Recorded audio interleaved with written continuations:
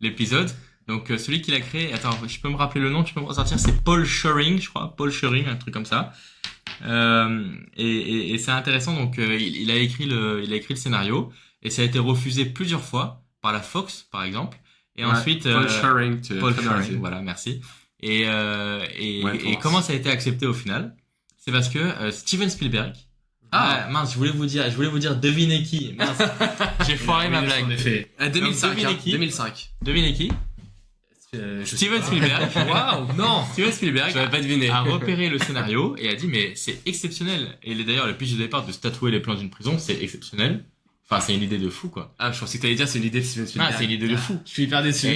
Et Steven Spielberg a vu ça et a dit moi je veux l'adapter en film. Bah, c'est un très grand producteur. Je vais l'adapter en film. Steven Spielberg. Sauf que il est en train de faire La Guerre des Mondes et un autre Ah, La Guerre des Mondes. film, je l'ai plus en tête, mais il est en train de faire La Guerre des Mondes. En 2005, Et du coup, 2006, Peut-être Schindler, non? ouais, non, c'est avant. C'était avant. Non, Et du coup le projet a été Peut-être repoussé.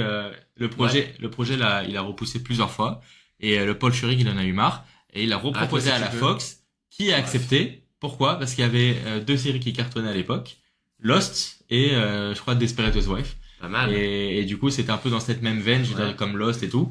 Donc à ce moment-là, la Fox a accepté le produit qu'ils avaient refusé à la base. C'est un peu le début de la démocratisation des séries, hein, à ce Ouais. moment-là, 2004, Ouais, ouais, 2005. Enfin, C'est les des séries séries. telles qu'on les connaît aujourd'hui, ouais. Ah ouais, parce qu'après, avant, c'est vrai qu'il y avait eu, je crois, bien avant les Sopranos. Moi, j'ai pas regardé, je connais pas vraiment. Mais c'est une des séries qui a bien réussi dans le monde. Bah, The Wire, Ouais. Rose, enfin, Ouais. toutes ces séries américaines, Ah, de bah. HBO notamment. À partir de Prison Break, t'as Desperate Housewives, t'as Lost, en fait, t'as une ribambelle de séries. Et après, c'est devenu un peu un grand n'importe quoi. Ouais. Et donc à l'époque, Oui, ça dénonce. à l'époque, on regardait la série. Je pense tous les gens de notre âge qui regardaient de la même manière que nous ont été un peu déçus des saisons 4, de la saison 4 en même fait. 3, hein, je peux te dire. 3 un peu alors 3 je vais le dire Toi, à pourquoi. l'époque, tu kiffais. Mais, Ouais, mais moi, j'étais la en 4, feu, moi, alors j'avais la vu 4 en live. La 4 pourquoi? Parce que justement on regardait en live et donc ça remonte quand même à au moins 15 ans et on voyait la série le lendemain où elle était postée alors avec des Ouais, sous-titres.